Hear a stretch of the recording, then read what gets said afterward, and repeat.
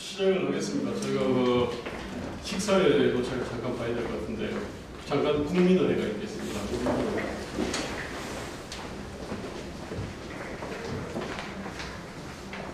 국기에 대하여 경례. 네, 감사합니다. 바로 자리에 앉으십시오.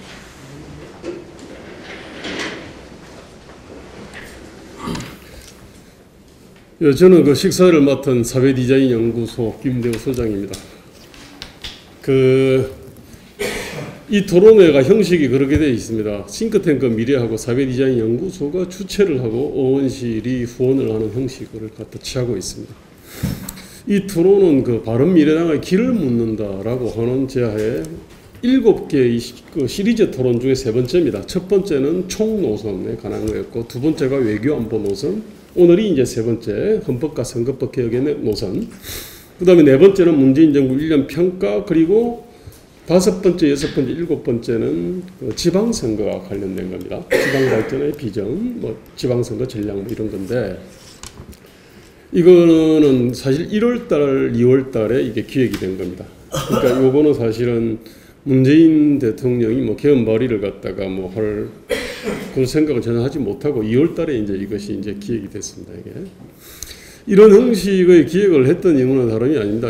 그 통합 과정에서 원래 어떤 노선에 대해서 풍부한 토론을 갖다 하고, 또 통합 이후도 또 이제 그거를 정년하는 그러한 어떤 형식의 어떤 정책 토론회가 있으리라 사실은 기대를 했는데, 뭐 여러 가지 이유로 그걸 못 해가지고, 그래서 이제 이 국민과 지지자가 바른미래당에 대해서 묻습니다. 도대체 당신들은 국가를 어떻게 경영하려고 하느냐, 어떻게 개혁하려고 하느냐, 이 노선을 갖다 묻는 겁니다. 이게. 근데 이제 저희 참 연구소는 이제 입장이 참 좀 특이한 게, 의원님들은 사실은 바른미래당의 길에 대해서 물으면은 답을 갖다 해야 될 업무가 있습니다. 그런데 이제 우리 연구소는 제언을 해야 될 업무가 있습니다.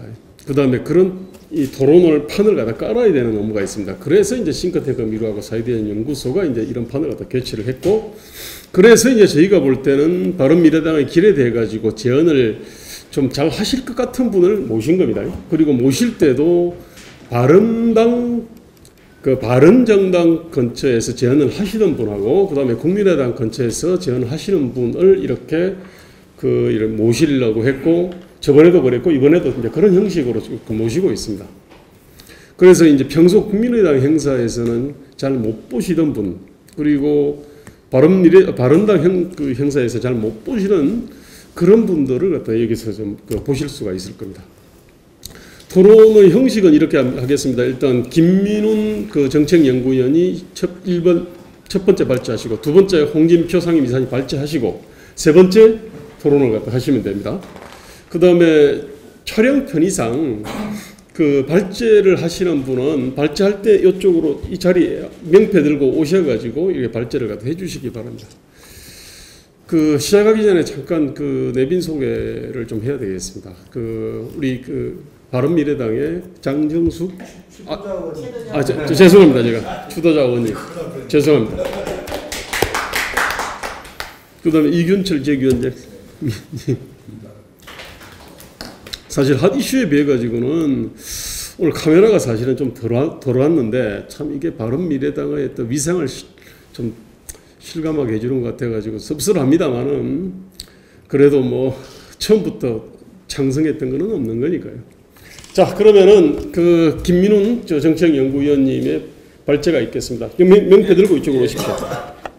오늘 뭐 개헌이나 이 헌법, 그다음에 선거제도 개편에 관해서 발제를 맡게 됐는데, 솔직히 저보다 지금 개헌이라든지 이 선거제도에 대해서는 김관영 의원님께서 계속 관여를 하시고 내용을 우리 당의 입장을 보다 상세하게 알고 계십니다. 그런데 이제 편의상 일단 저는 이 개헌 문제에 관해서 간단하게 당의 입장이라든지 저희 생각을 조금 말씀드리고, 그다음에 이제 김관영 의원님께서는 선거제도를 중심으로 아마 발제를 하시는 걸로 알고 있습니다. 그래서 이 지금 처음에 소장님으로부터 제가 이제 듣기로는 당의 입장도 중요하지만 평상시에 이제 본인이 뭐 제가 가지고 있는 생각을 조금 말을 해달라 이렇게 이제 얘기도 하셔서 기본적으로 부분에 있어서는 뭐 제 개인적인 생각도 간이 조금 말씀을 드리겠습니다. 먼저 제 발제문은 기본적으로 우리 당의 입장이 정리된 것하고 그 부분에 있어서 간단하게 이제 제 생각을 이렇게 이제 조금 코멘트 해놓은 것입니다. 그래서 지금 그 청와대에서 26일 날 이제 이 대통령 개헌안을 발의를 하겠다 이렇게 이제 지금 공식적으로 밝힌 상태에서 지금 각 당의 입장들이 개헌에 관한 각 당의 입장들이 뭐 우리가 상세하게는 아니지만 대충 그 기본적인 윤곽은 다 나와 있습니다. 특히 이제 우리 당 같은 경우도 얼마 전에 이제 의원 연찬회에서 권력 구조라든지 권력 기관 개혁이라든지 선거제도 개헌 시기 그래서 기본적인 골격은 거의 지금 나와 있는 상태입니다. 이제 우리 당의 입장은 기본적으로 저항적 대통령제 극복을 위해서 이제 이 권력을 분산하는 분권형에 가까운 뭐 그런 입장을 이제 취하고 있습니다. 그래서 이제 기본적으로 국회 주도 그리고 저항적 대통령제 청산, 지방선거 동시투표 이것이 우리 당의 이제 바른미래당의 3대 원칙이다.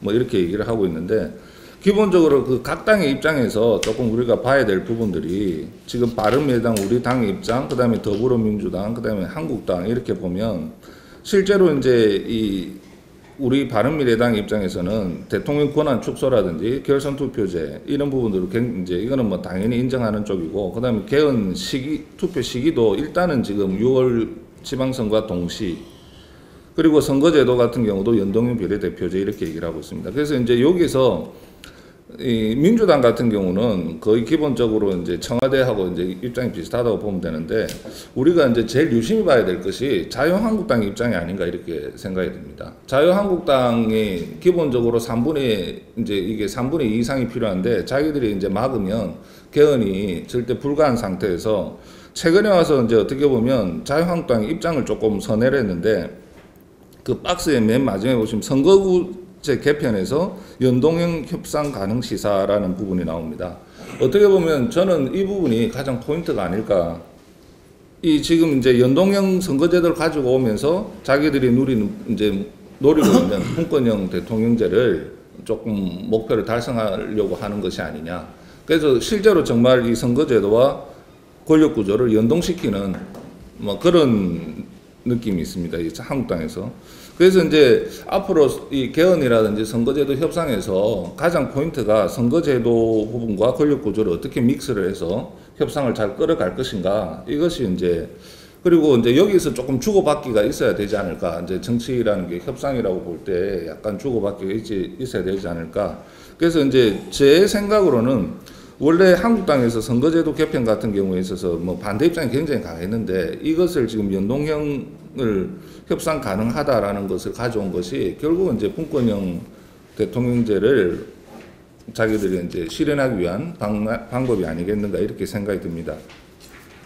그래서 이제 기본적으로 그 다음 페이지 이렇게 보시면 헌법 자문특위안 그러니까 이게 이제 대통령 청와대발 안과 그리고 이제 옆에 우리 당의 안을 간단히 이제 이렇게 얘기를 해놨는데 역시 제일 중요한 것은 권력 구조 같습니다. 이 개헌에 있어서.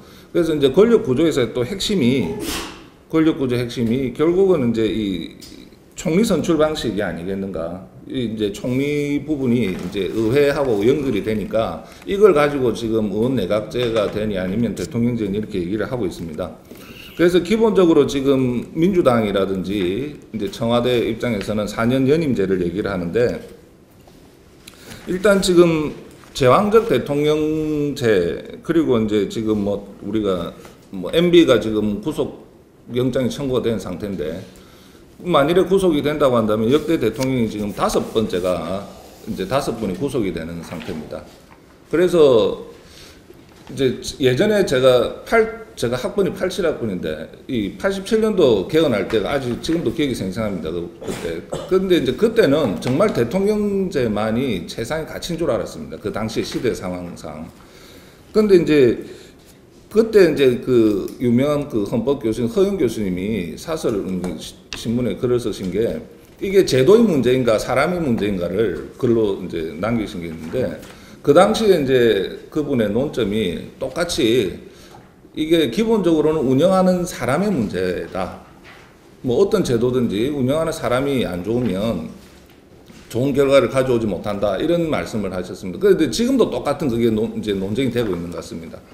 근데 이제 제가 보기에는 지금 뭐 역대 대통령이 5분이나 이렇게 이제 구속되는 상황에 있어서 과연 지금 과거처럼 사람의 문제인가, 운영에 그냥 그 하는 사람의 문제인가, 지금에 와서는 제도에 대해서 우리가 제도를 바꾸는 것을 검토해 봐야 되지 않겠는가.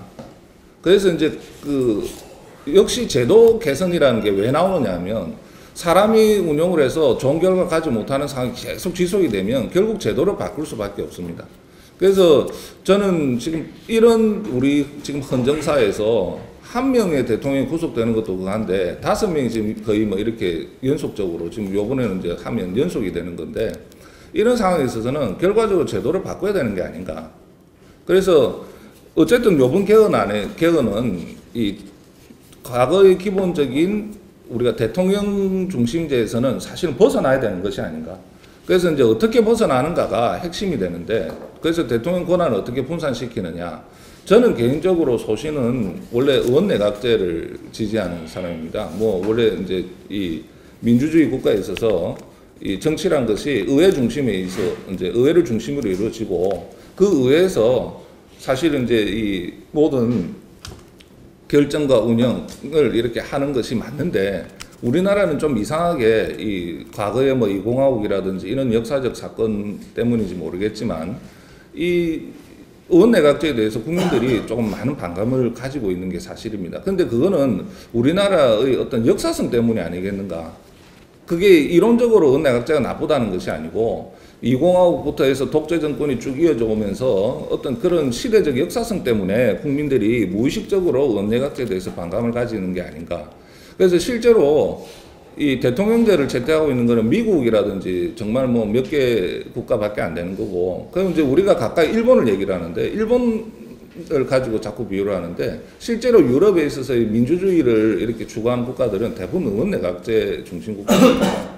그래서 우리가 의원내각제를 사실 깊이 있게 고민을 해봐야 되는데 지금 현재 뭐 국민들이라든지 이론적으로도 그래도 반론이 있기 때문에 바로 넘어가기는 무리다 이런 반론들이 있기 때문에 이 지금은 이제 뭐 절충안들이 나오는 겁니다. 그런데 그 절충안을 우리가 꼭 지금 뭐 의원내각제 기준이니 대통령제 기준이니 이런 자꾸 잣대를 들이대 가지고 그 기준에 요거는 요 제도는 의원내각제가 에 해당되니까 반대다. 이런 논리는 저는 좀 바람직하지 않은 것 같습니다. 그래서 그런 논리, 형식적 논리에 벗어나서 어쨌든 어떤 것이 최대한 그 현 지금 우리가 권력 구조의 개선에 있어서 국민들한테 유리할 것인가 이거를 봐야 되지 않겠는가. 그래서 저는 그 지금 뭐 권력 구조를 분권형이라는 이름을 하든 제 개인적인 생각으로는 어쨌든 총리 추천 부분에 있어서 국회가 개입을 해야 되고 국회의 관여를 사실 뭐 이게 의원내각제라는 비판을 받을지 모르겠지만 국회의 관여 개입 정도를 상당히 높여야 된다. 그게 이제 뭐 요번 개헌에 사실 그게 없으면 실질적으로 개헌이 의미가 없지 않는가 그런 생각이 듭니다. 그래서 지금 또 우리가 하나 지금 여기서 고려해 봐야 될 것이 하나 조금 이제 얘기될 때 좀 제하고 생각이 좀 다른 부분들이 실제로 저는 지금 현재에서 제일 중요한 것은 다당제의 정착이라고 봅니다. 다당제의 정착. 이 지금 다원화된 이런 사회에서 정말 어느 시스템이 좋은가에서는 다당제로 가야 되는데 이 다당제를 얘기할 때 통상적으로 다당제는 의원내각제로 귀결이 되고 양당제는 대통령제로 귀결이 된다라는 흔히 보통 그렇게 얘기를 합니다. 그런데 실제로 이 다당제는 의원내각제고 양당제는 대통령제라는 것이 문헌이나 여러 연구 자료를 찾아보면 반드시 그런 것은 아니라는 겁니다. 이 실제로 이제 양당제 국가, 이제 우리가 대통령제 국가의 경우에도 대통령제 국가에도 실제로 다당제를 채택하고 있는 국가에 있어서는 거의 대부분이 지금 이 대통령제에 있어서 다당제를 채택하는 국가들이 많고 그러다 보니까 이제 혼란이 생깁니다. 그러면 그 혼란을 막기 위한 방법은 뭐냐면 연정입니다. 연정. 그래서 대통령제 국가에 있어서도 다당제를 극복하기 위한 방법으로 연정을 상당히 많이 채택을 하고 있고, 그 연정을 채택하는 국가들이 상당히 그 어떤 운영에 있어서 긍정적 효과를 많이 낸다는 연구 결과들이 많습니다. 그렇기 때문에 이게 지금 뭐 우리가 자꾸 이거를 구별 딱 시켜가지고 우리나라는 지금 양당제에서 뭐 대통령제, 그래서 지금 뭐 다당제는 의원내각제 이런 식으로 구별을 짓는데, 그거는 결코 바람직하지, 그거는 사실과는 좀 동떨어진다는 얘기입니다. 그래서 이게 원래 다당제는 연정하고 연결이 되는 것이지 권력 구조하고 연결은 되는 것은 아니라는 겁니다. 그래서 저는 솔직히 이제 지금 우리 당의 입장에서 권력이 개헌이 중요한가 선거제도가 중요한가에 있어서는 저는 선거제도가 더 사실은 훨씬 중요하다고 생각합니다. 개헌도 중요하지만 선거제도 개편이 더욱더 중요하고, 그래서 이 다당제를 채택하는 시스템을 먼저 가져가고, 그 다음에 다당제가 사실은 이 선거제도가 개편이 돼서 다당제가 개선이 되고 나면 그 정치 상황이 사실 몇 년 지속이 될 겁니다. 그럼 그 지속에 맞는 거에 따른 권력 구조가 사실 나오는 게 가장 이상적인 형태입니다. 그래서 어떻게 보면, 그래서 뭐 개헌이라는 게 그래서 쉽지 않기 때문에 우리가 요번에 이왕이면 좀 바꿨으면 좋겠다라는 얘기가 나오는데, 뭐 어쨌든 뭐 우리 당의 다른 의원님들도 그 생각을 많이 가지고 계신 걸로 알고 있습니다. 그래서 선거제도 개편에 사실 더 힘써야 되는 게 아닌가. 그래서 이제 개헌에 있어서 제가 꼭 드리고 싶은 말씀은, 이게 지금 뭐 우리가 다당제, 의원내각제, 양당제에서 꼭 이 어떤 그 정당 시스템 구조가 권력 구조하고 직결되는 것은 아니라는 점도 좀 알아주셨으면 합니다. 그래서 저는 기본적으로 지금 그 권력 구조에 있어서는 어쨌든 요번에는 제도를 바꿔야 된다. 그래서 그 국회 개입을, 관여를 확대시켜야 된다. 그 폭은 저는 이제 협상 과정에서 조금 논의가 될 것으로 생각이 듭니다. 그 다음에 이제 사적으로 넘어가서 지금 대통령 개헌안에 대한 발의 문제가 있는데, 그 제가 날짜를 조금 미리 이걸 작성해 놓다 보니까 날짜가 됐는데 26일 이제 이 개헌안을 발의한다고 지금 되어 있습니다. 그래서 지금 저도 이 정개특위 계속 그 뒤에 가서 이제 이렇게 회의를 보고 이렇게 했는데, 사실 내용으로 들어가서 보면은 뭐 지금 현재 보면 내용에 대해서 합의할 시간도 없이 시기만 가지고 거의 지금 특히 한국당 같은 경우 시기에 있어서 절대 불가 입장입니다. 그래서 이게 좀 뭐 저도 그냥 공식적으로 들은 얘기 아니고 뭐 선관위 직원한테 그냥 이래 들어보니까 아마 동시 선거를 하면 투표율이 한 10% 이상 더 늘지 않겠느냐. 그 당시 이제 투표율이. 근데 그 동시 투표에서 투표율이 10% 올라가면 한국당한테 불리할 게 없으니까 아마 시기 문제는 제 생각으로는 절대 불가일 가능성이 크지 않겠는가라는 생각이 듭니다. 그래서 이게 일단 개헌의 의지가 있다고 한다면 먼저 정말 시기를 어떻게 할 것인가, 요거를 반드시 먼저 정해야 되지 않겠는가. 그리고 또 하나 제가 말씀드리고 싶은 게, 우리가 개헌의 주도 세력을 국회 주도가 맞다고 이렇게 얘기를 하는데, 저는 국회 주도가 맞기는 맞지만 여기서 조금 여당의 책임이 조금 더 커야 되지 않을까 이런 생각이 듭니다. 그래서 여당이 지금 다른 야당과 동시에 똑같은 책임을 가지고 동시에 그 안을 내용을 공개하자, 이거는 여당이 조금 책임을 저는 기피하는 거라고 생각이 들고, 저는 어떻게 보면 제일 바람직한 것이 이 청와대 안과 여당의 안은 사실 다를 수가 없습니다. 그래서 이거를 뭐 지금 이제 발의가 된다고 하니까 사실 좀 말이 늦은 감은 있지만, 저는 전에부터 이게 청와대하고 여당이 단일화를 만들어서 그거를 국회로 가져와서 그거를 테이블에 올려놓고 논의하는 게 제일 현실적이지 않겠는가. 실제로 지금 개헌특위라든지 이런 데 논의해서 정말 자기의 입장을 다 가지고 와서 각 만일에 뭐 5당이 되든 4당이 되든 자기들의 입장을 다 가져와서 그걸 동시에 테이블에 얹어놓고 하는, 거기에서는 거의 결론이 날 가능성이 저는 없다고 봅니다. 그래서 여당이 자기 안을 청와대에서 단일화를 가져와서 그거를 얹어놓고 이렇게 하다 보면 자연스럽게 공격과 방어가 이루어질 거고 합리적인 어떤 협상안이 나오지 않겠는가. 그래서 이 여당의 책임을 조금 더 강화시킬 필요가 있다고 저는 생각이 듭니다.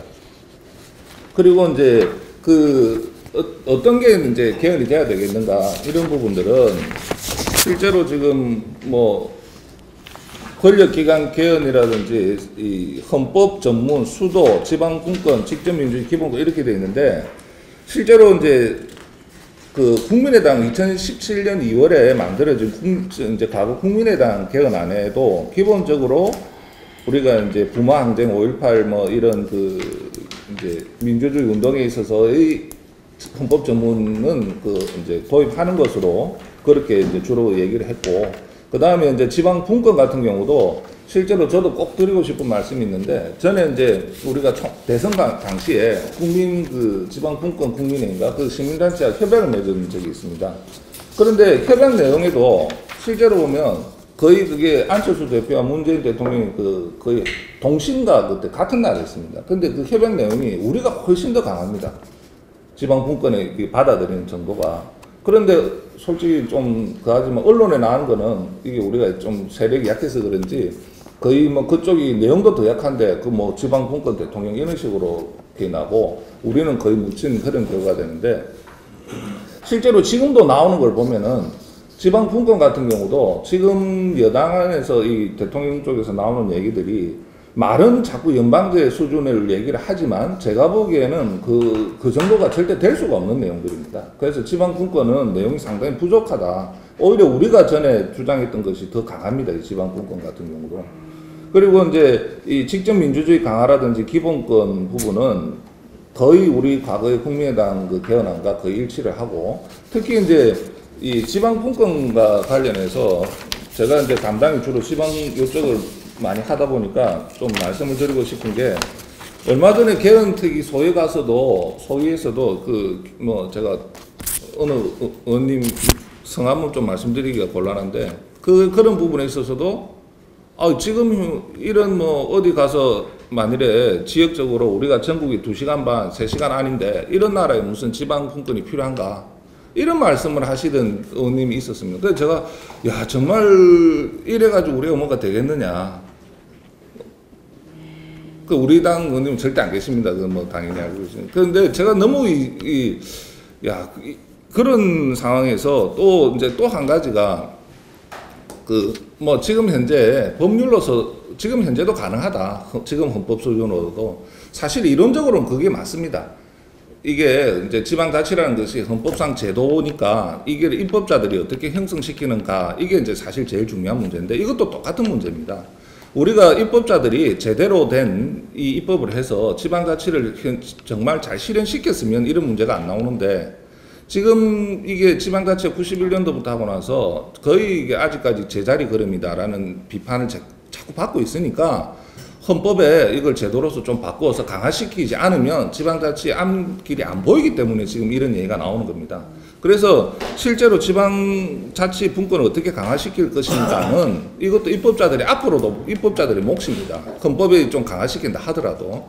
그러나 지금 현재 있어서는 뭐 지방 분권은 당연히 강화돼야 되는 것이 아닌가. 근데 이것도 그 수준은 우리 당의 입장에서도 뭐 어쨌든 좀 뭐 지역에서 원하는 강화된. 그러나 이제 우리 당의 입장에서 조금 하나 좀 유의해야 될 것은, 제가 늘 강조하는 말이 지방 분권과 지역 균형 발전은 반드시 이게 같은 개념이 아니고 반대되는 현상을 가져옵니다. 그래서 그 노무현 대통령 때도 제일 고민했던 것이 지방 분권을 강화시키면 못 사는 지역은 더 못 살게 되고 잘 사는 지역은 더 잘 살게 된다는, 그걸 어떻게 극복할 것인가가 가장 핵심이었습니다. 그래서 그걸 동시에 한다고 했는데 실패를 했습니다. 거의 불가능한 그것도. 그래서 사실은 전에 우리 국민당 입장에 있어서는 지역 균형 발전을 더 강화시키는 쪽으로 당론을 그때 거의 그쪽으로 잡아준 경험이 있습니다. 그런데 이제 이거를 어쨌든 우리가 분권을 강화시키면서도 균형 발전을 놓쳐서는 절대 안 된다는 부분이고, 그 부분에 있어서 얘기가 좀 길어지는데 한 가지만 또 더 말씀드리면, 예전에 이 수도권과 지방을 놓고 두 가지 이론이 이제 논쟁이 있었는데, 하나는 이 부모와 자식 간의 관계. 수도권, 이제 지방이 부모고, 이제 수도권이 자식이라는 얘기입니다. 하나는 또 형제론입니다. 수도권이 큰형이고 지방이 동생이다. 그래서 수도권 이제 동생과 형은 형이 좀 잘 살아야지 동생을 도와줄 거 아니냐. 그래서 이제 이건 수도권 중심적인 입장에서 얘기하는 거고, 이제 지방을 늙은 부모로 얘기하는 건 우리가 그 자식 하나 잘 키우기 위해서 우리가 지방에 그렇게 해서 지금 소멸이 거의 이제 지금 뭐 고사 직전이다. 그렇기 때문에 내가 낳은 자식들이 내 부모를 봉양해야 될 거 아니냐. 그게 이제 부모 자식 간의 얘기입니다. 그래서 이게 사실 정당 입장에서는 어느 쪽을 채택하기가 상당히 어렵습니다. 수도권 표가 많고 또 어느 쪽에 표가 많기 때문에. 근데 저는 뭐 개인적으로는 어차피 이제 부모하고 자식 간에 그게 이 지방이 늙은 진짜 지금 거의 고사 직전이고 소멸 위기까지 얘기 나오는 이런 상황이라고 생각되기 때문에 우리가 조금 더 정책 방향이 되는 것도 뭐 수도권은 당연히 지금은 양쪽이 상생해야 되는 논리는 당연히 맞습니다. 상생해야 되는 것이. 근데 과연 이게 균등하게 같은 힘을 가지고 상생을 할 수 있을까라는 생각을 해봐야 됩니다. 그래서 저는 우리 당의 입장에서도 조금 지방 분권도 뭐 당연히 그걸 하지만 균형 발전도 반드시 신경 써야 될 것이 아닌가. 그래서 헌법을 바꿀 때도 이 지방 분권에 있어서 지역 균형 발전을 어떻게 이룰 것인가라는 조항이 사실 상당히 고려가 돼야 된다. 이런 생각이 듭니다. 그래서 기본적으로 뭐 개헌에 관해서는 이 정도로 말씀드리겠습니다. 예, 저는 아까 그 사회자님이 소개하는 걸로 보면 주로 그 바른정당 주변에서 제안을 하던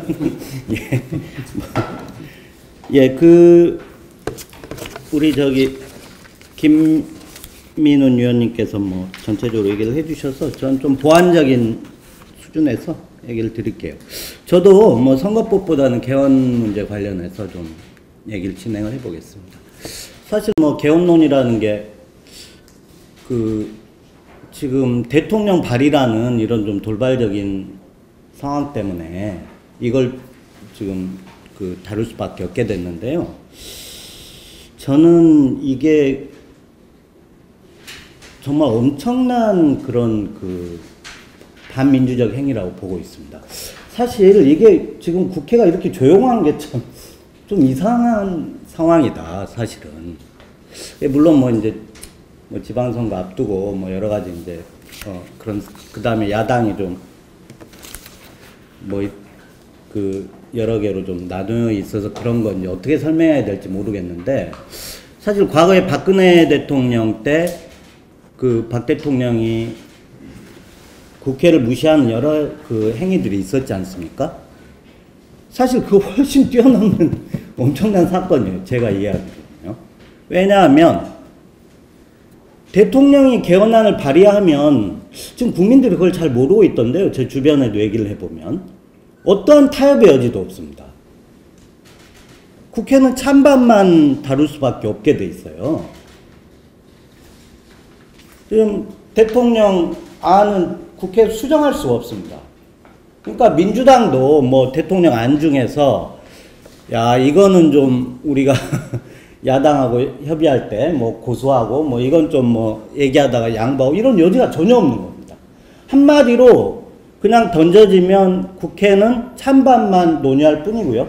그리고 그게 부결되면 그냥 개헌 논의는 종결되는.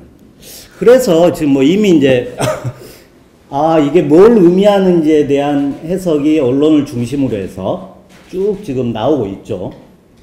나오고 있는데 실제로 뭘 의도하는지는 여기서 얘기할 필요 없을 것 같아요. 왜냐하면 뭐 그분 생각을 저희가 정확히 잘 알 수가 없으니까. 그래서 객관적으로 이게 뭘 의미하는지 객관적으로 그건 드러나거든요. 그래서 되게 결론적으로 어떤 얘기가 나오냐면 이거는 개헌을 안 하려고 하는 거다. 안 하려고 하는 거다. 뭐 어떤 면에서 개헌 논의의 엑시트 출구 전략이다. 저는 그런 해석이 맞는 것 같아요. 왜냐하면 달리 해석을 할 수가 없습니다. 왜냐? 이게 통과될 가능성이 있느냐? 없죠. 만약에 통과된다고 생각하고 이걸 하고 있다면 글쎄요. 이렇게 하면 안 되죠. 민주당을 앞세워서 협상 가능한, 협상의 여지가 있는 방법으로 얘기를 진행을 해야지. 우리가 잘 알다시피 자한당은 어떤 행보를 하고 있죠? 민주당이 동으로 가면 자한당은 서로 간다. 사실 뭐 자한당이 무슨 행동을 할지는 항상 예상이 돼 있습니다. 항상 반대로 가기 때문에. 서로 가면 동으로 가고. 이 개헌 문제에 대해서 자한당이 어떤 입장을 취할지 이미 정해져 있는 거 아닙니까? 이게 바뀔 것 같습니까? 근데 자한당의 협조 없이는 이거는 절대 3분의 2를 얻어서 통과될 수가 없게 돼 있습니다. 자, 그러면은 이거는 뭐 20일간 공고하고 그다음 60일 내에 국회 표결하게 돼 있, 김 의원님 너무나 잘 아시죠? 그럼 뭐 표결하면 결론 뻔하고 그러면은 이 안에 대해서 나중에 민주당이 그러면 이게 이제 폐기가 되고 이 안이 폐기되고 나서 민주당 이 안과 다른 얘기를 뭐 1년 내에 뭐 이렇게 조만간 뭔 얘기를 할 수가 있겠어요? 대통령 입장이 확실히 정해져 있는데 다른 얘기를 할 수가 없잖아요. 무슨 얘기냐? 이거는 폐기되는 걸로 끝나는 게 아니라 사실상 개헌 논의가 종결된다. 이 정권 하에서는. 그렇게 해석할 수밖에 없고 그렇다고 하면 결국은 어느 정도 이 정략적인 출구 그리고 야당이 반대해서 뭐 이렇게 할 수밖에 없다. 이렇게 해석할 수밖에 없지 않나요? 근데 저는 다른 문제란 몰라도 개헌 문제를 이런 식으로 정략적으로 접근하는 거는 곤란한 거 아니냐. 정말 곤란한 거 아니냐. 근데 그에 비해서 왜 야당에서 이렇게 조용한지 저는 사실 좀 이해가 좀 안 되는 게 있습니다. 예. 네. 사실 지금 개헌 논의는 제가 보기에는 대통령이 발의를 추진하고 있다는 이 얘기로 충분합니다, 사실. 더 이상 할 얘기가 없어요. 이제 그럼에도 불구하고 좀 더 얘기를 해본다 그러면, 일단 그 대통령 발의라는 게 개헌은 반드시 합의해서 해야 된다. 라고 하는 걸 이제 첫째 무시해야 한다는 점에서 이제 문제 제기를 해야 되는데, 잘 알다시피 개헌하려면 국회에서 3분의 2 합의로 발의를 해야 되지 않습니까? 헌법상. 근데 말이 3분의 1이 그건 사실상 거의 만장일치를 얘기하는 겁니다. 그렇죠? 우리 선거 제도나 뭐 여러 가지 그 정치 현실상 어떤 특정 세력이 3분의 1을 점할 수는 없게 돼 있지 않습니까? 그렇다고 하면 제 정파가 합의를 해야만 3분의 1이라는 숫자가 나오거든요. 국회에서. 그 얘기는 뭐냐? 결국 만장일치를 얘기하는 겁니다. 그러면 결국에는 서로 자기 입장을 뭐 관철시키려고 하다가도 거기서 다 걸러지는 거죠. 3분의 2라고 하는 이것 때문에. 그런 면에서 왜 그런 제도를 했느냐. 왜냐하면 국민들이 일일이 개헌 논의에 끼어들 수가 없지 않습니까? 마지막에 물론 국민투표를 하지만 논의관이 결국 대의기관이 국민이 맡겨놓은 대의기관 국회 내가 이미 국민의 다양한 그런 의견 분포를 반영하고 있기 때문에 정파나 의석에서 여기에서 다 걸러질 거다. 어느 쪽에서 강력하게 반대하면 이게 빠지고 그런 얘기 아닙니까? 그런 결국 이제 합의를 무시하는 대통령 단독의 발의라고 하는 게 그렇다는 거고, 두 번째로 이거는 단순히 이제 그 대통령이 지금 여당이나 대통령의 그런 행태만이 아니고 지금까지 개헌 논의 과정에서 쭉 보면 나타났던 내용인 문제인데요. 이 개헌이라고 하는 거는 정상적이라고 하면 최소주의를 가야 됩니다. 최소주의. 즉 헌법은 가능하면 안 고치는 게 좋다. 아, 그렇지 않습니까? 왜? 아니 지금 우리가 뭐 무슨 뭐 과거 독재 체제에서 지금 이번에 촛불혁명에서 민주화가 된 겁니까? 아니지 않습니까? 제도 자체는 문제가 없었죠. 아무런. 이렇게 체제가 변화되지 않는데 왜 헌법을 이리저리 많이 뜯어 고칩니까? 그럴 이유가 없죠. 그런데 그럼에도 불구하고 이상한 게 우리 사회에서 야 헌법 만든 지 뭐 30년 됐으니까 고칠 게 많을 거야 라는 식의 접근이 있거든요. 그런데 아시다시피 헌법이라는 거 아주 기본적인 내용만 돼 있고 나머지는 우리가 법률로 다 해결하고 있지 않습니까? 근데 아시다시피 87년 헌법이라는 게 무슨 비정상적인 상황에서 된 게 아니고 민주화라고 하는 속에서 만들어졌고, 어떻게 보면요, 제가 이제 그 기본권 문제라든지 우리 헌법에 여러 가지 내용들을 들여다보면, 자세히 들여다보면요, 일반 선진국에서보다 오히려 더 그 선진국에서 보장하는 기본권은 물론이고 추가적으로 많은 걸 더 보장하고 있습니다. 87년 헌법에서. 사실 그 비교해보면 금방 나오거든요. 그만큼 그 당시에 정말 그 민주화 열기 속에서 반영될 건 다 반영이 돼서 이렇게 된 건데, 뭐 30년이 흐르든 100년이 흐르든 그거는 특별히 뭐 시간이 흐른다고 해서 고칠 게 생기는 이런 문제는 아니거든요. 아시다시피 무슨 영국은 아예 뭐 성문헌법이 없고, 프랑스 1789년 인권선언을 가지고 그걸 기본권으로 삼고 있습니다, 사실상. 미국 수정헌법 권리장전을 가지고 하고 있는데, 그건 뭐 미국에서 언제 한 겁니까? 18세기 한 거예요, 18세기. 그거 고치자는 얘기 들어보신 적 있어요? 그 이후에 뭐 흑인에 대한 선거권 주는 거, 여성에 대한 선거권 주는 거 외에는 바꾼 적이 없습니다. 그만큼 이 기본권이나 이런 거는 한번 그게 뭐 특별히 달라질 게 없는 이런 건데, 얘기가 길어졌습니다만은, 그런 최소주의에 있어서도 이번에 보면 물론 대통령안이 어떻게 나올지 아직 공개되진 않았습니다. 그러나 지금 그 자문위안을 보면 그냥 뭐 이리저리 뭐 다 고치겠다 이렇게 나와 있어요, 안이. 그래서 예컨대 기본권에 있어서는 무슨 뭐 안전권을 집어넣겠다. 뭐 아마 이제 세월호 문제 때문에 그런 것 같은데, 아니 헌법에 안전권이라는 조항이 없어 세월호 사건이 났습니까? 그리고 그것에 대한 대처는 그 정권의 문제였지 헌법의 문제가 아니지 않습니까? 그리고 저희 이제 기본권에 대해서 좀 공부를 한 사람이라면 이 안전권을 넣자라고 하는 게 상당히 적절치 않다는 걸 금방 알 수가 있는데요. 일종의 이제 좀 포퓰리즘적인 접근인 것 같고, 실제 우리 헌법의 안전이라는 거는 전문에도 포함이 되어 있습니다. 헌법 전문에. 이건 왜냐하면 근대국가의 가장 기본적인 의무이기 때문에, 국민 안전을 보장하는 게. 이제 이런 식이라는 거죠. 그래서, 하여튼, 그런 면에 있어서도 지금 정부나 여당의 헌법에 대한 접근이 좀 문제가 있고, 특히 이게 대통령이 발의한다고 했을 때는 최소주의가 더 중요합니다. 왜냐하면 아까 제가 언급했듯이 대통령안은 국회에서 찬반밖에는 손을 댈 수가 없게 돼 있죠. 그렇다고 하면 쟁점이 쟁점이 분명할수록 압축돼 있어야만 찬반이 명확해지는데, 이게 여러 군데 손을 대고 있으면 이건 나는 반대하는데 이건 찬성한다든지, 이게 도대체 뭐 합리적인 의사 판단이 어렵죠.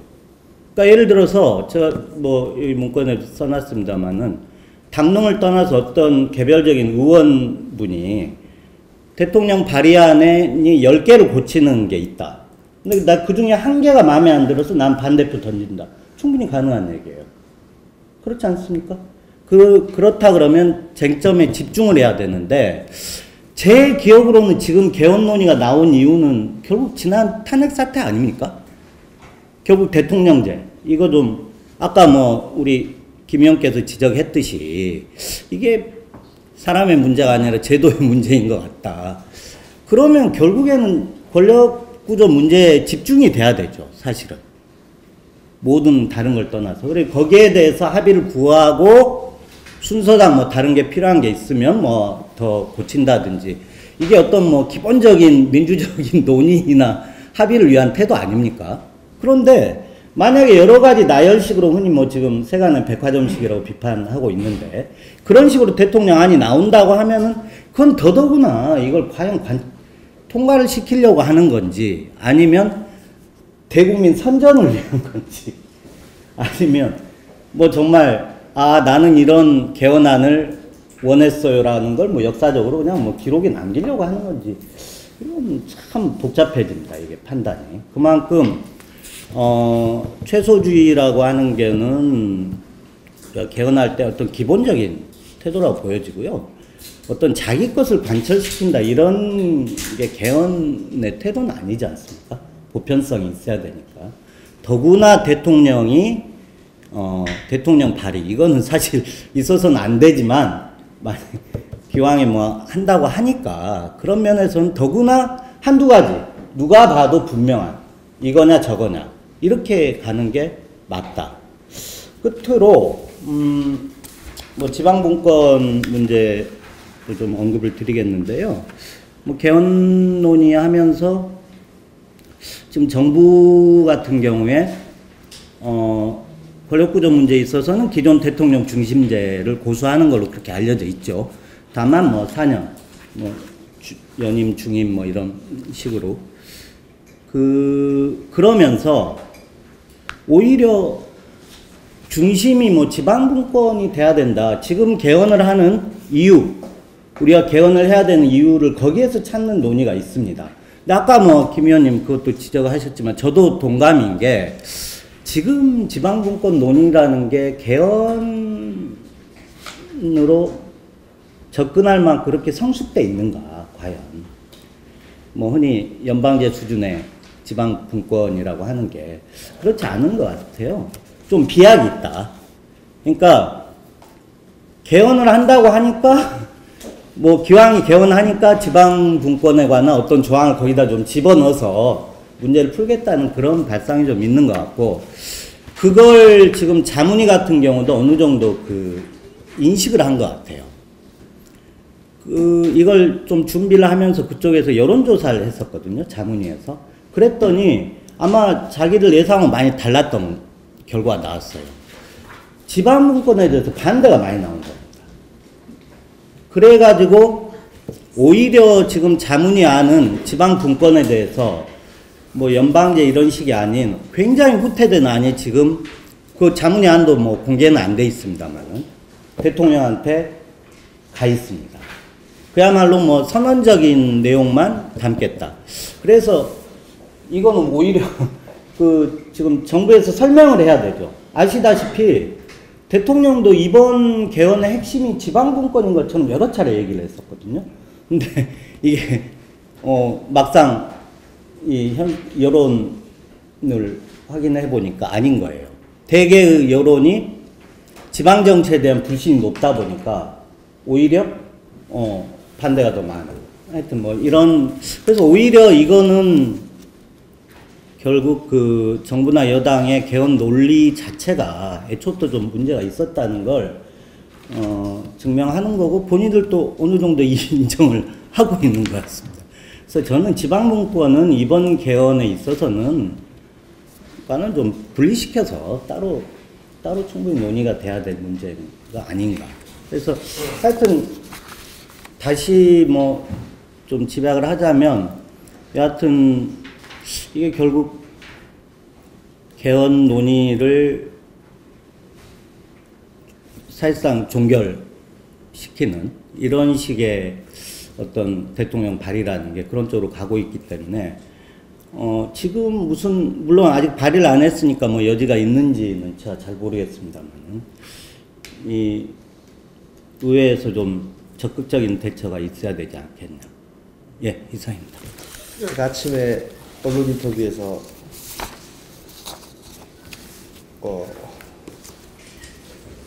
아예 이 우원식 대표하고 청와대하고 짜고치는 고스톱이다.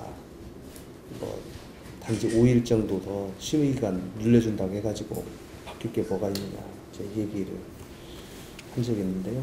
뭐 오늘 이미 두 분이 좋은 말씀 많이 해주셔서 또 저희 당의 개헌 문제에 관한 기본적인 입장을 우리 김민훈 위원께서 정리를 잘 해주셔서 저는 제가 1년 지금 6개월, 1년 3개월 됐습니다. 1년 작년 개헌 특위 1년, 올해 헌정 특위 지금 3개월째.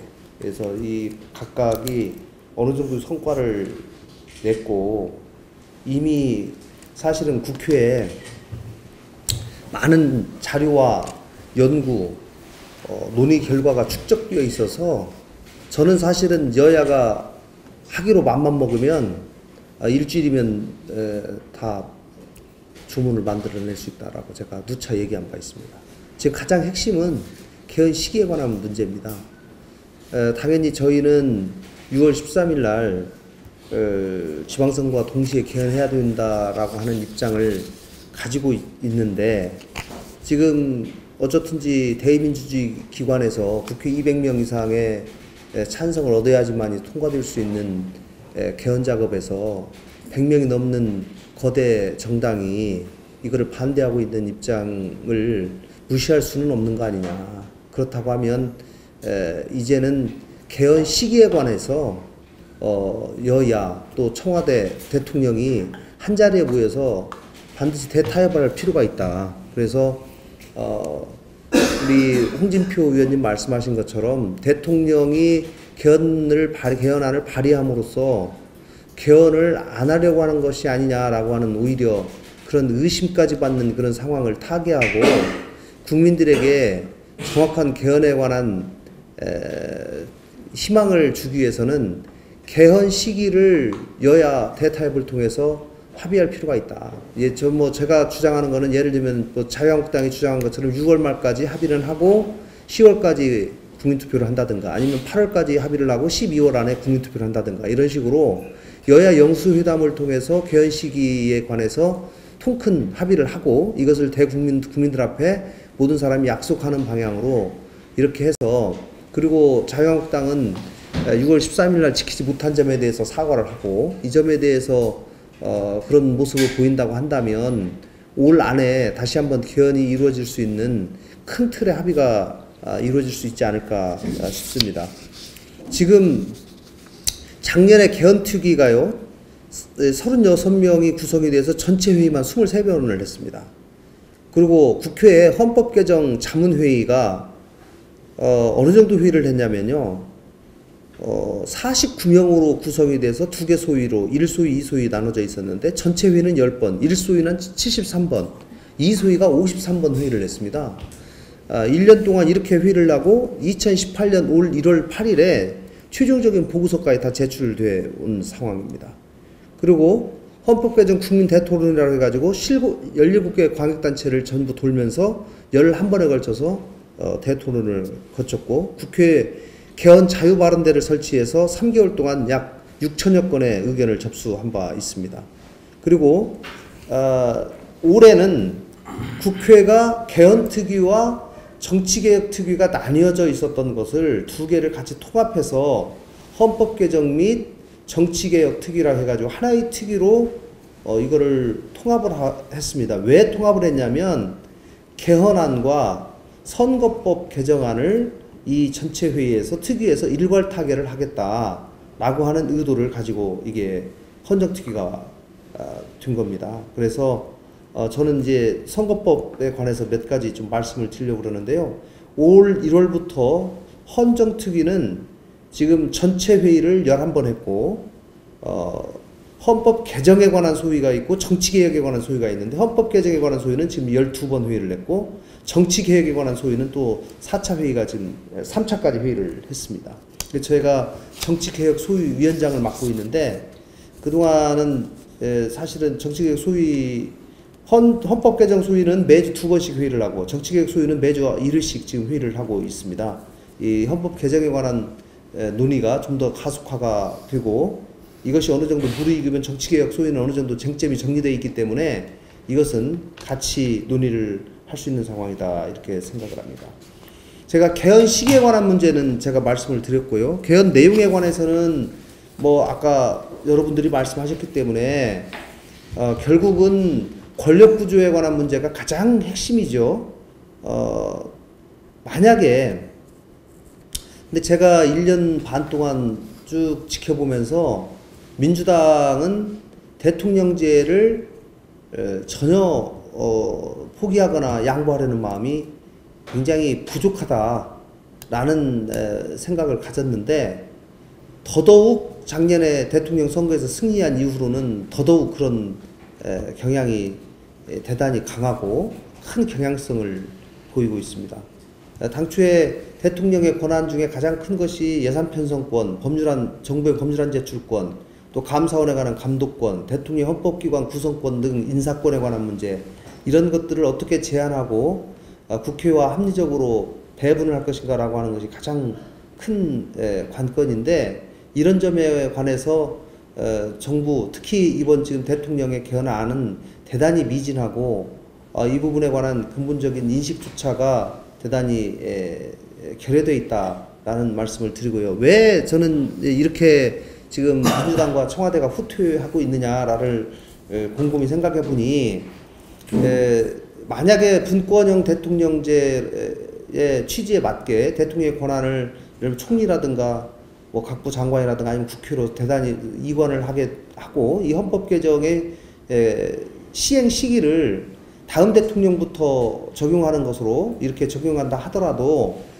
국민들의 요구는 헌법이 개정되는 순간 이렇게 좋게 여야가 합의한 그 취지에 맞게 대통령의 권한을 분산하는 방향으로 운용하라 라고 하는 그 압력이 대단히 크게 작용할 가능성이 크고 그것은 곧 대통령의 권한을 즉각적으로 내어놓는 것도 레임덕과 직결되는 문제이기 때문에 이런 점에 대해서 청와대가 대단히 우려하고 있는 것이 아닌가 싶고요. 이런 점에서 문 대통령은 이제 결단을 해야 될 것 같습니다. 역사에 남는 대통령이 될 것인가 아니면은 이 정권에서 힘을 제대로 가지고 권력을 행사하는 대통령으로 남을 것인가라고 하는 그런 큰 결단을 해야 될 시점이 아닌가 저는 그렇게 생각하고 있습니다. 특히 이 점에 관해서 이 권력 구조에 관한 문제에 관해서 대통령과 여당의 통큰 변화, 전향적인 태도 변화가 있지 않는 한 여야 합의에 의한 헌법 개정이 참 난항에 지금 부딪힐 가능성이 대단히 높다라는 점을 지적을 하고요. 이 점에서 대통령의 통큰 결단을 저는 촉구합니다. 선거구제 관련해서 몇 가지 말씀드리겠습니다. 여러분 아시다시피 지금 선거구제 중에 가장 쟁점이 되고 있는 부분은 연동형 비례대표제, 그 다음에 국회의원 중대선거구제, 또 결선투표제, 또 선거 연령 인하에 관한 문제입니다. 특히 이 개헌과 관련해서 문제될 수 있는 것은 결선투표제입니다. 첫 번째, 결선투표제가 과연 개헌이 꼭 필요하냐 아니면은 선거법 개정만으로 가능하냐 이것에 관해서 헌법학자들은 대개 개헌이 필요하다고 생각을 하고 있고요. 그 이외에 다른 일반 법학자들은 현행 있는 법으로 가능하지 않냐 이런 의견을 주고 있기 때문에 이것을 논란을 피하기 위해서는 결국은 헌법을 개정하는 것이 불가피하다라는 생각이고요. 대통령의 지금 개헌 안에도 결선투표제를 넣는 것은 들어가 있는 것으로 알고 있습니다. 그리고 투표에 있어서 비례성을 강화하는 방향으로 원칙적인 문안을 개헌안에 넣은 것으로 지금 보도가 되고 있는데 이것은 어쨌든지 연동형 비례대표제로 가기 위한 조그마한 단초가 될 수 있기 때문에 저희로서는 환영할 일이다 이렇게 생각을 하고요. 결선투표제는 서로 뭐 장단이 있습니다. 결선투표제를 하는 것이 맞느냐 아니면은 아니냐라고 생각하는데 그동안 이제 우리나라가 이 대통령 투표를 실시하면서 그동안은 한 번 투표해가지고 그냥 가득표자를 대통령으로 선출을 했는데 대부분의 지금 나라에서 약 90개국에서 이 결선투표제를 지금 실시를 하고 있습니다. 결국은 높은 민주적 정통성 및 대표성을 확보할 필요가 있다. 그 다음에 소수 정당도 끝까지 완주할 수 있는 그런 기반을 마련하고 정당 간 연합이 활성화돼서 협치가 발전의 기본이 될 수 있다라고 하는 이런 장점들이 있습니다. 그동안 우리 선거에서 보면 결국은 결선투표제가 없기 때문에 선거운동 과정에서 후보 단일화가 항상 얘기가 되고 있고 그러면은 서로 정체성이 맞지 않는 또 어설픈 후보 연대를 통해서 그 후보가 당선이 된다 하더라도 당선된 이후에 제대로 된 정책 연합이나 연정을 하지 않고 대부분 중간에 깨져버리는 이런 상황이 나오고 있기 때문에 결선투표제가 되게 되면 그 부분에 관해서 미리 치밀한 정당 간의 협상과 이런 것들이 이루어지고 정당 간의 합종 연횡이 이루어지고 또 협치가 이루어질 가능성이 대단히 높아진다. 이런 것들은 우리나라에서 아직 시도해보지 않은 것이기는 하지만 특히 다당제의 가치를 존중하는 우리 당 입장에서는 대단히 중요하다. 특히 또 중도 개혁정당을 표방하고 있는 우리 당 입장에서는 이 결선투표제의 의미가 남다르지 않는가라는 개인적으로 그런 생각을 가지고 있습니다. 그래서 이 부분은 저희가 꼭 저희도 지지를 하고 이 부분을 관철시켜 나가야 될 과제다 이렇게 생각을 하고요. 그 다음에 연동형 비례대표제에 관해서는 여러분들이 여러 의원들이 낸 그런 안들에 대해서 이해를 하시겠지만 어쨌든지 전국적으로 민심이 표방한 득표율에 거의 비례하는 국회의 의석수 분포를 가질 수 있도록 선거제도를 개편해야 되고 그런 원칙적인 내용이 이 개헌 헌법에도 넣는 것이 좋겠다라고 하는 내용이고요.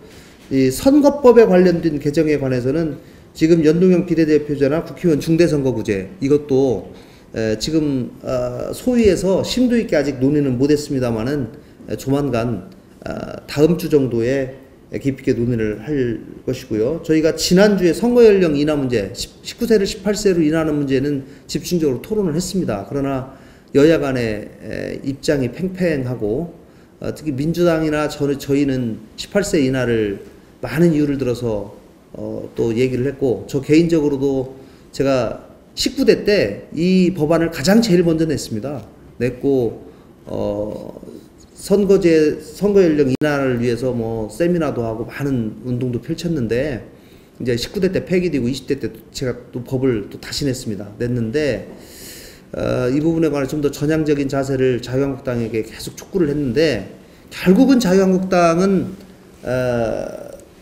투표를 앞두고 있는 상황에서는 그 유불리를 따질 수밖에 없는 그런 상황에서 이것이 지금 지방선거를 앞두고 18세로 인하하는 것으로 개정되기는 쉽지 않다라고 하는 것이 현실이고요. 지난주에 뭐 논쟁만 굉장히 세게 했는데 이제 제가 그 중재안으로 낸 것은 19세에서 18세로 선거연령 인하하는 것에 대해서 지난번 자유한국당의 김성태 원내대표도 원내교섭단체 대표연설을 통해서 전향적으로 보겠다. 다만 학제 개편을 전제로 한다. 뭐 이런 얘기를 했는데 이제 그 얘기는 사실은 돌려서 얘기하면 안 하겠다는 얘기나 똑같은 얘기입니다.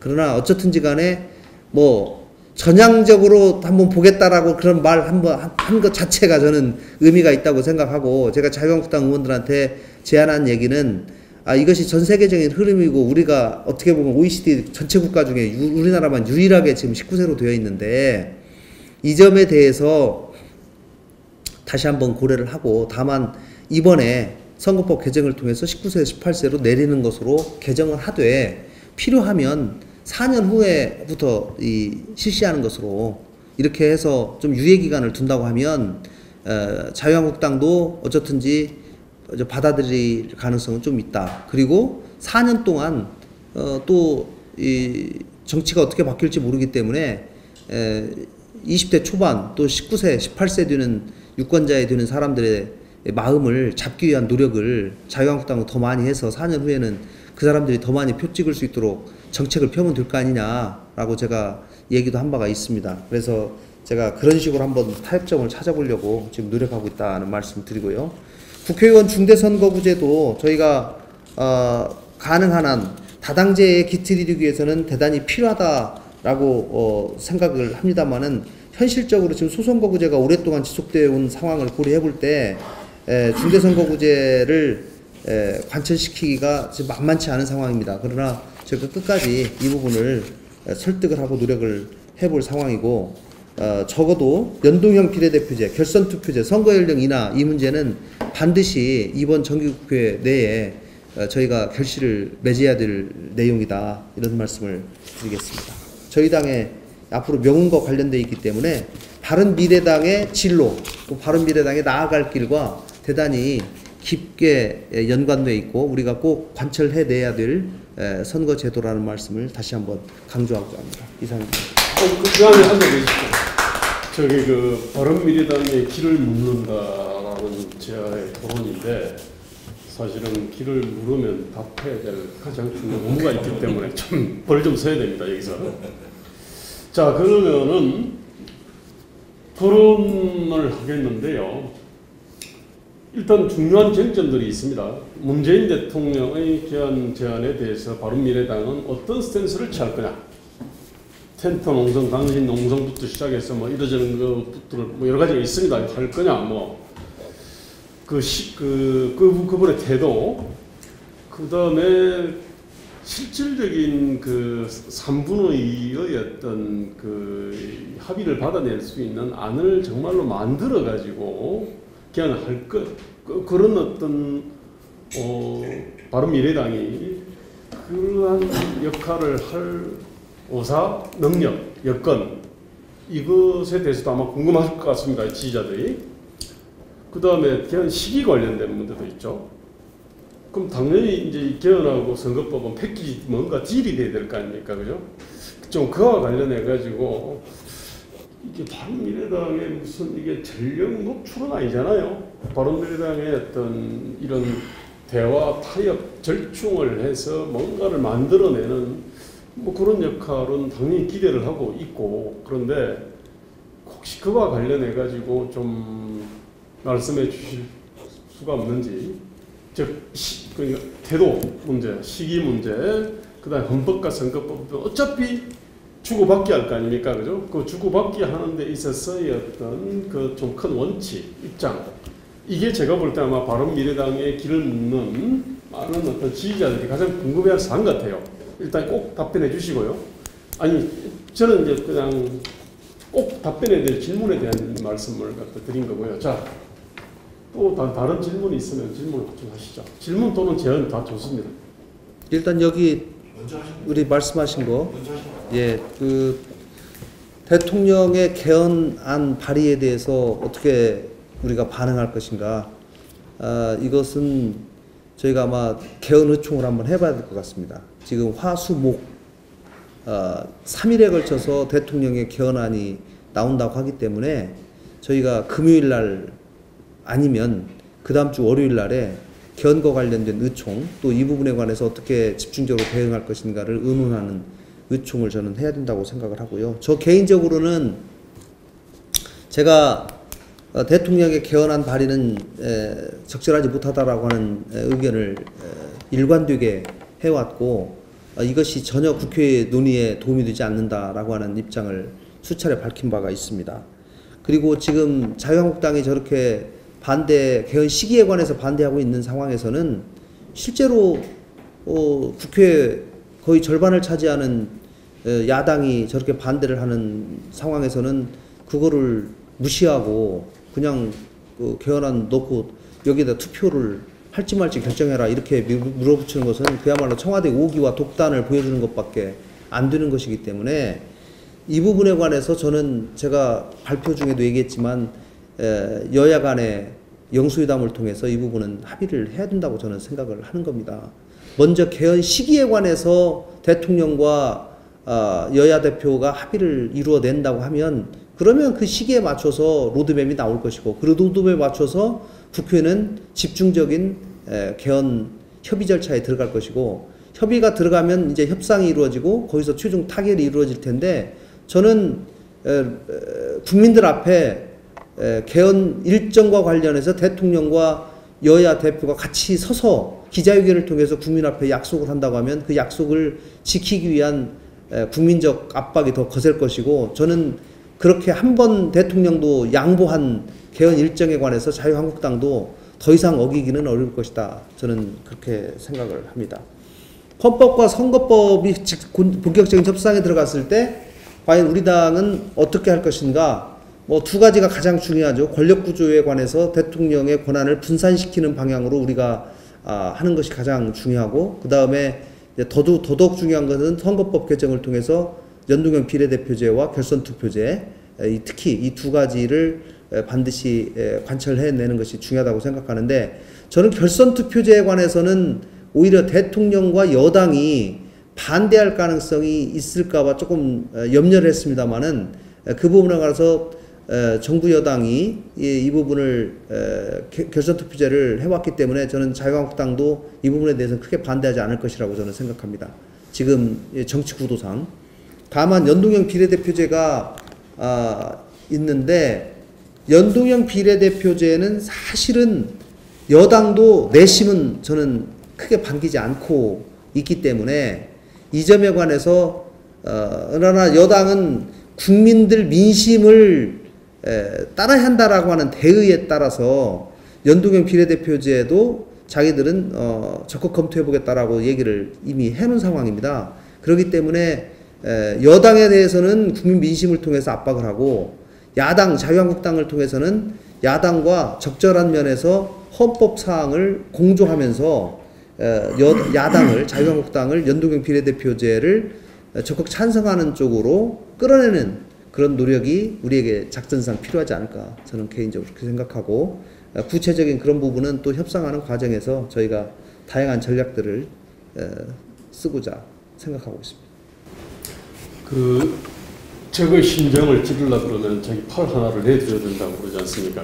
근데 87체제라고 하는 아니면 체제 심정을 찌르려 그러면 그 심정의 핵심이 저는 뭐 결선투표나 연동형 비례대표 이런 그 다음에 이제 뭐 권력구조 뭐 이런 것이 아니겠습니까? 근데 이거와 관련해 가지고는 준비는 된 것 같은데 근데 바른미래당이 팔을 하나 내줘야 될 경우가 생기지 않습니까? 결선투표와 연동형 비례대표를 따고 그 다음에 대통령의 권한을 분산하는 이게 핵심일 테니까.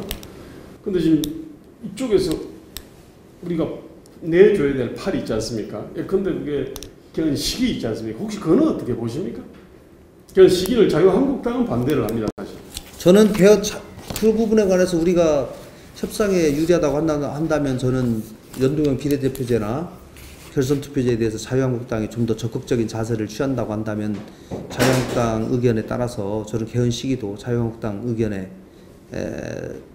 충분히 좀 존중해 줄 필요도 있다고 저는 생각합니다. 그런데 자유한국당의 개헌 시기가 이게 그야말로 전략적인 일인가요? 글쎄요, 제가 좀 얘기 드려요. 예. 사실 그 개헌을 국민투표를 어떤 기왕에 있는 선거에 맞춰서 한다 이거는 오래전부터 나오는 일종의 아이디어입니다. 아이디어. 왜냐하면 영재가 이게 더구나 이게 50%를 과연 우리 87년 때와는 좀 다를 수도 있으니까 국민들의 개헌에 대한 관심이 열이나 이런 게 야 이거 50% 되느냐 이런 문제도 있거든요. 그러다 보니까 하나의 아이디어로서 나온 거고 그렇게 될 수 있으면 좋죠. 무엇보다도 그냥 뭐 국민들 입장에서도 편리하고 좋은데 막상 이렇게 지금 진행을 해보니까 선거 앞두고 정당들이 유불리를 따지게 되네요. 그 생각은 그때 못했어요. 저도. 굉장히 좋은 아이디어구나. 그런데 막상 그렇지 않습니다. 지금 유불리를 따지는 거예요. 천억은 결과가 예, 뭐 안 그래도 뭐 항상 유불리를 따지는데 이게 선거 앞두면 정당들이 뭐 다른 생각 있습니까? 오로지 그 생각을 그렇게 됨으로써 이게 좋은 아이디어일 수도 있는데 사실 실현 가능성이 그렇게 높지 않을 수도 있겠다 이런 생각이 들고 사실 개헌이라는 게 정말 그 중차대한 문제인데 꼭 그런 효율성 이런 것만으로 날짜를 정할 수 있겠어요? 그러면 다시 생각해 봐야 돼요. 그렇죠. 사실 노력이 지금 궁색하죠. 사실. 예. 예, 말씀하십시오. 어디서 누구신지 말씀해 주시죠.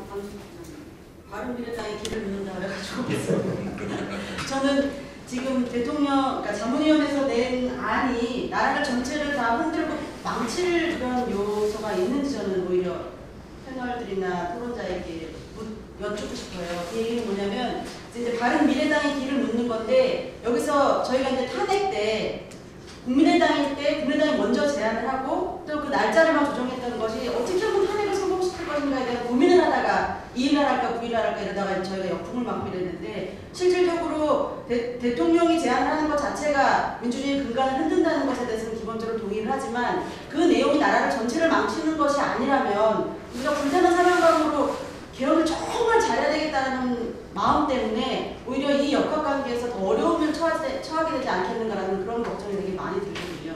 그래서 대통령 내놓은 안이 전체를 나라를 망치는 일이 아니라면 저는 그것을 우리가 나서서 더 좋게 만들려고 애쓰는 것보다는 전체 시대적인 흐름 속에서 저는 아까 토론하신 분 말씀에 동의하는 게 사실 헌법보다는 세부 규정이 훨씬 더 전체 흐름을 더 규정을 많이 하기 때문에 그런 것들로 더 우리가 천착하는 게 중요하지 않겠는가라는 생각이 들거든요.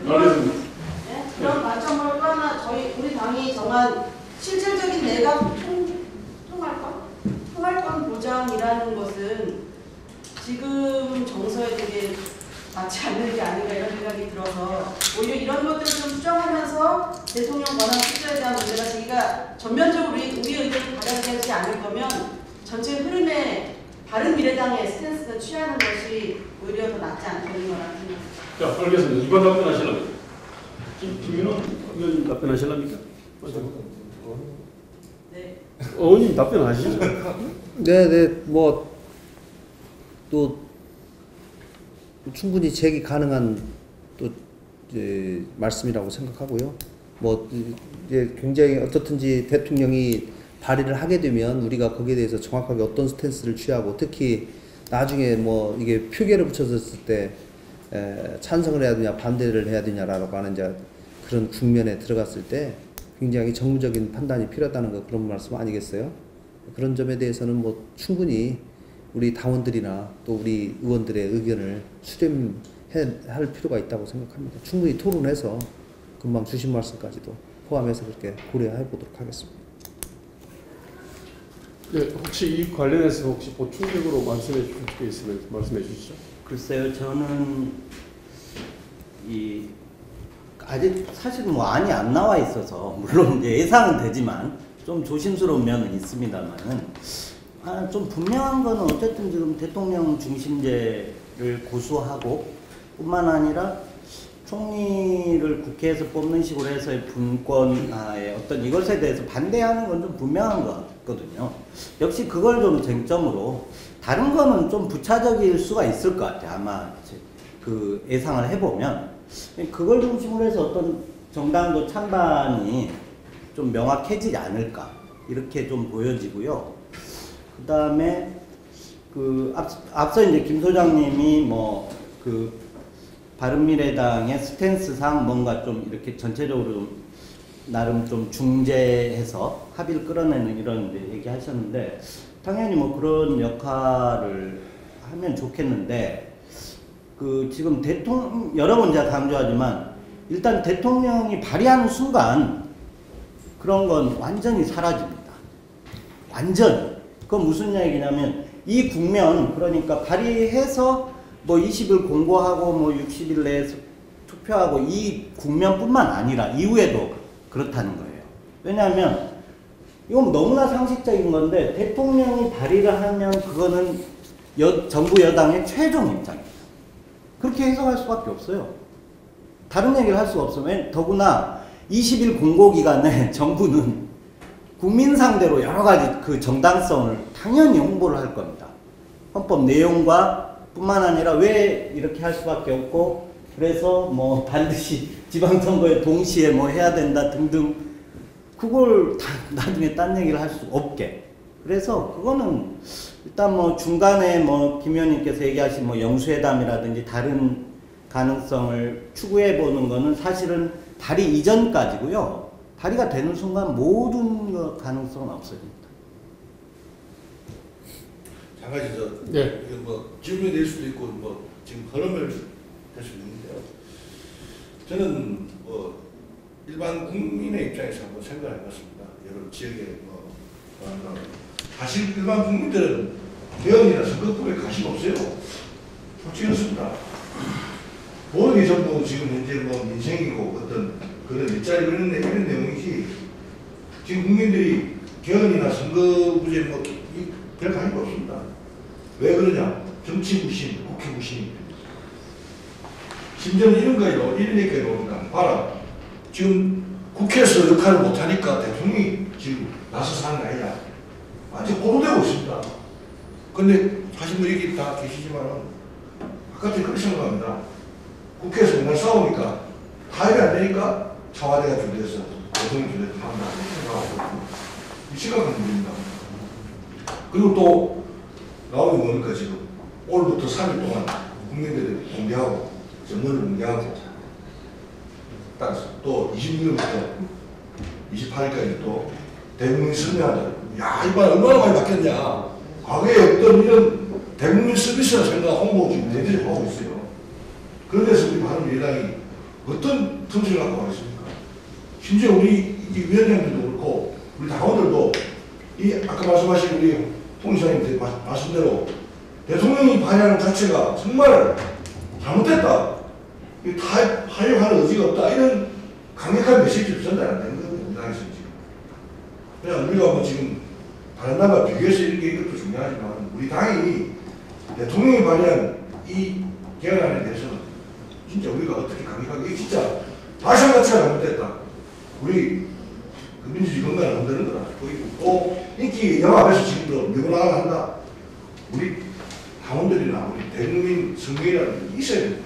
그렇지 않고서는 그쪽으로 그냥 끌려가게 되겠습니다. 블랙홀처럼 정부 주도로 하게 되겠습니다. 요건 정치인들이 보고 또 청와대 대통령 뜨게 되겠습니다. 저는 그렇게 생각합니다.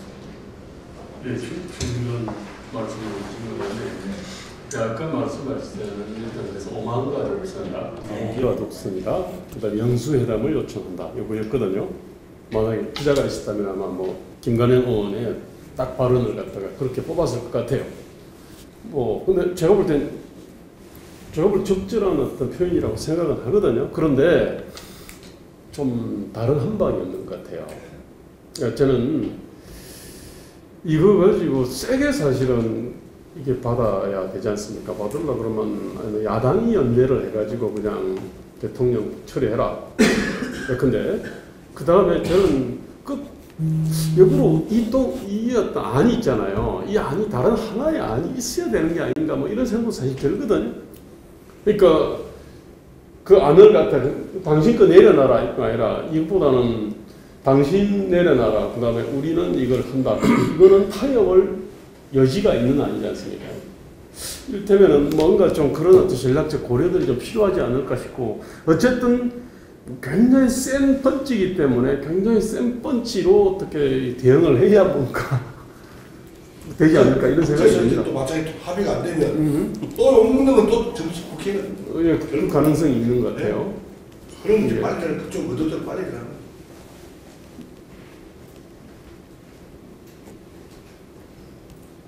자, 뭐 또 다른 질문 있으면 하시죠. 질문이든 제언이든. 예. 어디서 누구신지 좀 말씀해 주시고요. 당원이고요. 김영신입니다. 네. 지금 6월 13일 지방선거가 얼마 남지 않은 시점에서 개헌 문제가 나와서 저도 개인적으로는 지금은 사실 선거법 개헌이 굉장히 중요하다라고 생각하는 시점이었고, 한데 개헌 문제 중첩되면서 나오면서 청와대에서 대통령이 개헌 발의를 하겠다라고 하는 부분에 대해서 되게 당혹감을 가지고 있는 시민이고요. 저는 지금 시점에서는 사실은 아까 뭐 발제하신 분께서 최저비를 얘기하기도 하셨지만, 개헌을 그렇게 무리하게 밀어붙이는 것보다는 선거법 개혁이 굉장히 중요한 시점이다라고 생각하는 시민이고요. 네. 그런데 작년에 10월 말쯤에 국민의당에서 개헌 및 선거제도 개혁 국민운동 본부를 띄우면서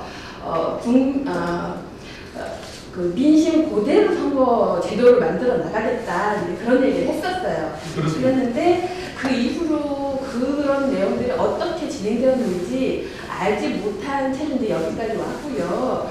지금 시점에서 어쨌든 개헌이라고 하면 권력 구조라든지 기본권이라든지 그런 국가 제도의 어떤 큰 테두리에 그런 이슈들이 일단 다뤄져야 될 텐데, 선거법, 저는 선거법에서 민심 그대로 선거제도라고 하는 것이 저는 사실은 크게는 그 연동형 비례대표제를 우리 가장 크게 먼저 생각을 하고요. 선거법 개혁과 관련된 제도에서는 연동형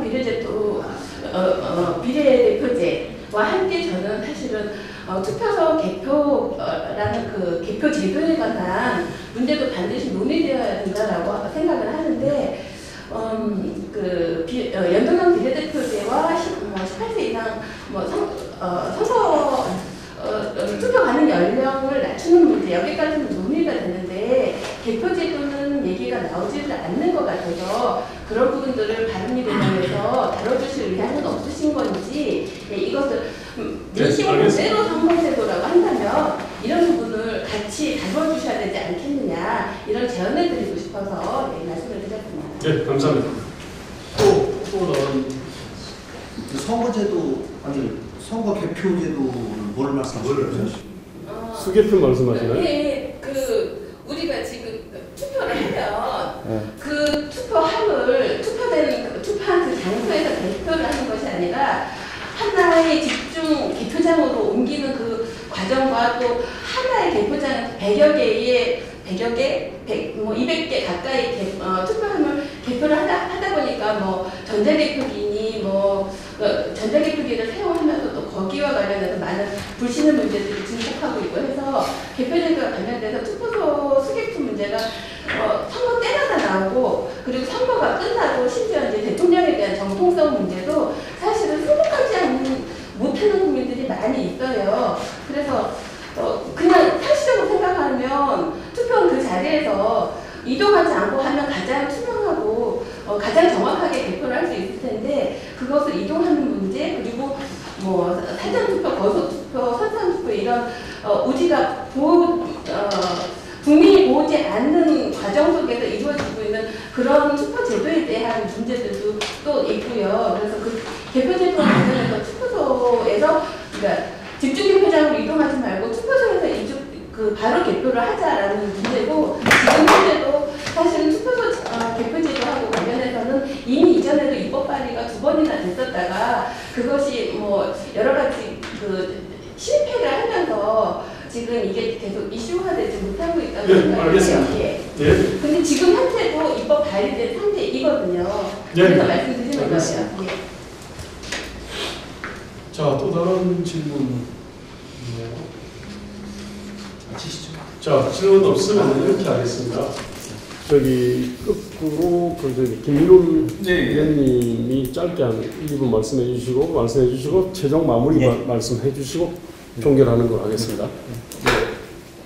저는 아까 전에 질의자에 대한 답변일 수도 있겠는데, 역시 개헌과 선거 문제에 있어서 우리 당이 궁극적으로 얻어야 될 것이 뭔가, 여기서 그거를 제일 먼저 우리 당이 여기서 뭐를 받아가야 되느냐. 역시 이제 저는 선거제도의 변화라고 생각이 듭니다. 그래서 그게 정무적이든 전략적이든 어쨌든 그게 우리가 최대한 얻어야 될 것이라고 한다면 그 기준을 가지고 개헌을 좀 봤으면, 그래서 역시 다른 당, 정의당, 민주평화당, 한국당 다 마찬가지입니다. 그 부분들이 특히 정의당이나 평화당 같은 경우, 민평당의 경우에도 이게 다 선거제도하고 다 기본적으로 연결이 되어 있습니다. 이 개헌을 바라보는 시각들이. 그래서 우리 당도 궁극적으로 얻어야 될 게 설정이 되어 있다고 한다면, 아까 얘기했던 대통령이 제안을 했던 그 아니든 또 한국당이 아니든 우리가 충분히 그 안에서 큰 틀에서 벗어나지 않으면 탄력적으로 우리 당 입장에서 좀 전개할 필요도 있지 않겠는가. 그런 생각이 알겠습니다. 예, 그다음.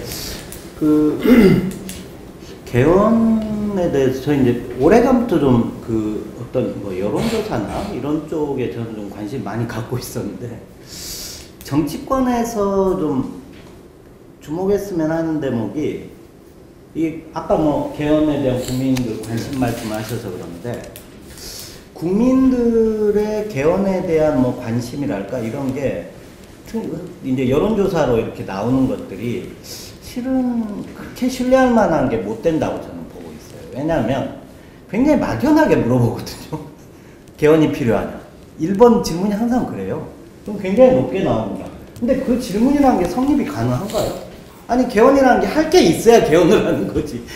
막연한 개헌이라는 게. 근데 우리 사회에서 그래 바꾸는 거 항상 좋은 거지라는 그런 게 있어요. 분명히. 그러다 보니까 하여튼 그런 면에서 저는 이제 정치권은 여론조사 민감할 수밖에 없긴 한데, 개헌에 대한 그런 여론조사라는 게 그렇게 정확한 뭔가 이 국민들의 어떤 의사 이런 것들이 잘 반영이 안 됩니다, 사실. 그런 것들 좀, 왜냐하면 그런 것 때문에 좀 약간 주눅 들어서 막 뭐 이거 바꾸자 저거 바꾸자 하면 좋은 게 좋다는 식의 정치권의 대응들이 제가 관찰이 돼서 하는 얘기인데 좀 뭐 예. 네. 의원님은 네, 오늘 개헌과 관련한 또 선거제도 개편과 관련된 많은 여러분들의 의견을 오늘 잘 들었고, 특히 저희 당의 헌정TV 간사를 맡고 있는 사람으로서 대단히 무거운 책임감을 느끼고 있습니다. 특히 우리 당의 앞으로 나아갈 방향과 관련해서 개헌뿐만 아니라 특히 선거제도 개편과 관련해서 우리가 반드시 관철해야 될 목표를 정하고 그 목표를 꼭 달성하기 위해서 많은 협상 전략 또 전략적 선택들이 때때로 또 필요하리라고 생각합니다. 그런 점들을 충분히 또 당내 많은 의원님들과 또 당내 우리 당원들의 의견들을 충분히 수렴해서 그런 일들을 잘 관찰해 나가도록 최선을 다하도록 하겠습니다. 오늘 같이 해주셔서 고맙습니다. 예. 마지막으로 바른미래당의 길에 대해서 궁금해하시는 많은 국민과 지지자분들이 오늘 또 토론을 통해 가지고 어느 정도 궁금증 해소가 됐으리라고 믿습니다. 근데 오늘 그 중요한 얘기가 하나 나온 것 같습니다. 사실은 그 무엇이 올바르냐 이거 못지않게 그 정서가 있지 않습니까? 그때 12월 2일과 12월 9일이라는 거는 합리적으로 봤을 때 우리 그 당시 국민의당안이 합리적이었죠. 그렇지만 엄청난 역풍을 맞았지 않습니까? 저는 기현 국민회에서도 마찬가지로 이게 어느 것이 합리적이냐 올바르냐 또 있지만 또 그러면은 국민들이 어떻게 볼 거냐 정치쟁을 갖다 고려한 정서까지 고려해야 되는 게 아니냐 그런 점에서 아까 연동형 비례대표라는 말하고 민심 그대로 선거제도가 같은 말입니다 사실은. 근데 이제 이쪽에 와가지고 국민들한테는 민심 그대로 선거운동이 가슴에 와 닿는데 근데 이쪽에서는 연동형 비례대표라는 말을 쓰지 않습니까? 아니, 그런 점에서 국민들의 어떤 정서나 언어를 고려한 여러 가지 어떤 그 전략 전술이 필요한 것이 아니냐 이렇게 그런 생각이 좀 드네요. 어쨌든 저 다음번에는 그 문재인 정부 1년 평가를 할 겁니다. 시간 장소는 동일하고요. 자 그러면은 바른미래당의 어떤에 대한 애정과 관심이 있는 많은 어떤 국민과 지지자들한테 우리 감사 인사를 드리면서 박수로서 마치겠습니다. This is